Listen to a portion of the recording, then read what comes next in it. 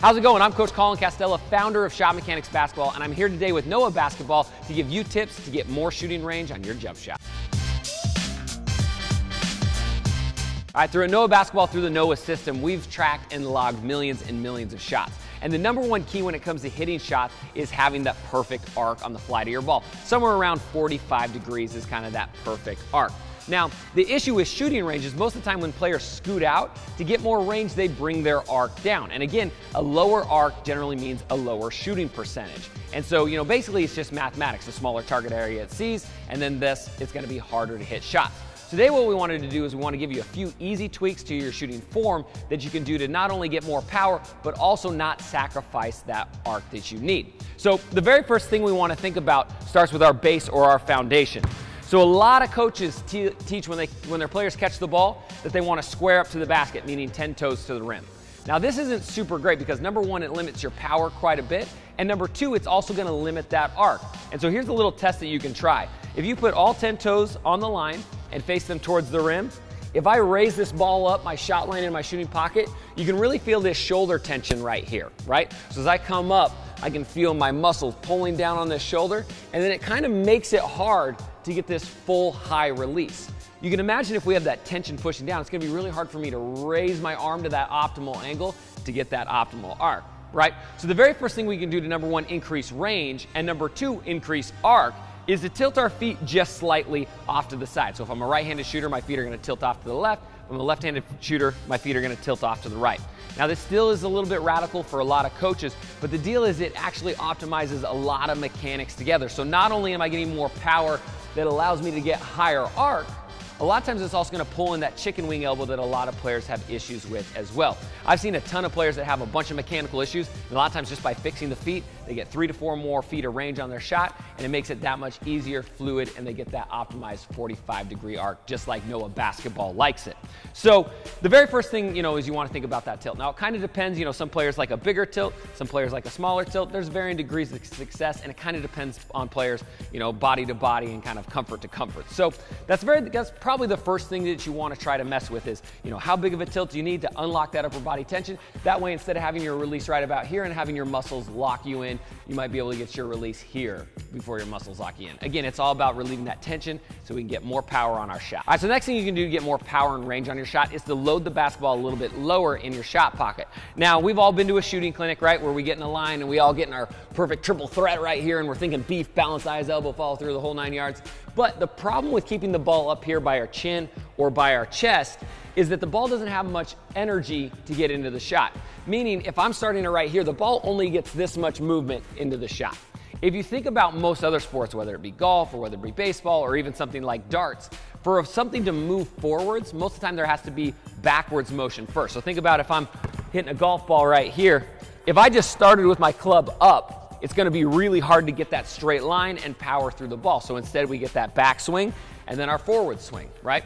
Shooting's kind of the same thing. If I keep it right here, it's gonna be really tough to get that power. So what you notice is most of the great shooters, and a lot of the ones that have good range, actually load the ball lower in their shot pocket, somewhere right around here, by their hip or by their stomach, or sometimes even all the way down by their thigh. Now, inevitably, there's gonna be somebody angry in the comment section down below that says, oh, if you load it lower, it's gonna get stripped or it's gonna get blocked. Totally not true, right? If you have a really slow motion into it, then maybe somebody's gonna strip or block it. But most of the time, if you catch and you load quickly and you load down as fast as you can and you explode up, you'll be able to get it off over pretty much anybody. And even if somebody can strip or stuff it, it doesn't really matter because then you just don't shoot the ball in that possession, right? And unless it's like a must shoot, scenario with like, the end of clock situation, it doesn't even matter. Pass up a good shot for a great shot. So again, the whole key here is that we want to load the basketball a little bit lower than normal, not chest, not chin, right? Somewhere down in here. And so that's going to allow this movement for the ball to come up, generate my energy so I can snap it through the rim. Again, do some research. If you look at all the great shooters, most of them start to load the ball a little bit lower. So if you can do that, you're gonna get more range, more power, and optimize your mechanics. All right, so the next thing that's imperative to getting more range is to have a one motion shot. Basically meaning that the ball never stops from the start to the finish. So by that I mean that a one motion shot means that our hips and the ball are moving together. So you can notice as the ball starts to go up, my hips start to fire, and then it snaps through. A lot of times what we see is shooters have a segmented shot or a two-motion shot, meaning that the ball moves first and then their hips fire. So what you'll see in this is maybe their hips are going down as the ball's going up, or maybe their hips are staying and the ball goes up, their hips are still bent, and then they fire. A great way to check to make sure you have a one-motion shot is to see where your hips are at when the ball reaches your set point. So the set point is when you come up and then you're starting to snap towards the basket. So you want to check and see where your hips are at. If the ball is at your set point right here and your hips are still loaded and your legs are still bent, that means that it's a two-motion shot and it's too early in your timing. A great way to check, again, if we come up but it hits this set point and our toes are getting ready to leave the ground and our legs are straight, this is a great key to tell us that we've probably got a one-motion shot, generating that power through our body and into the basketball. Now remember, the reason why this is important, number one, we get more shooting range, you get more power and force into the ball, but number two, it actually optimizes our arc. Because a lot of times what happens is if players have a two-motion shot, they load the ball up, they get right here, they fire, and because they lost all this upward energy into the basketball, they end up shooting it dark towards the basket, right? They kind of catapult it forward. And that's where a lot of arc issues come from, is because they don't get that power and fluidity going up. So instead they have to rocket it towards the backboard, getting a flat arc, flat trajectory. And like we know from Noah basketball, that's no good, right? The optimized arc is going to let you hit more shots and let you win more games. So again, you can even take a picture or take a video of your shot and see right when it hits your set point, right?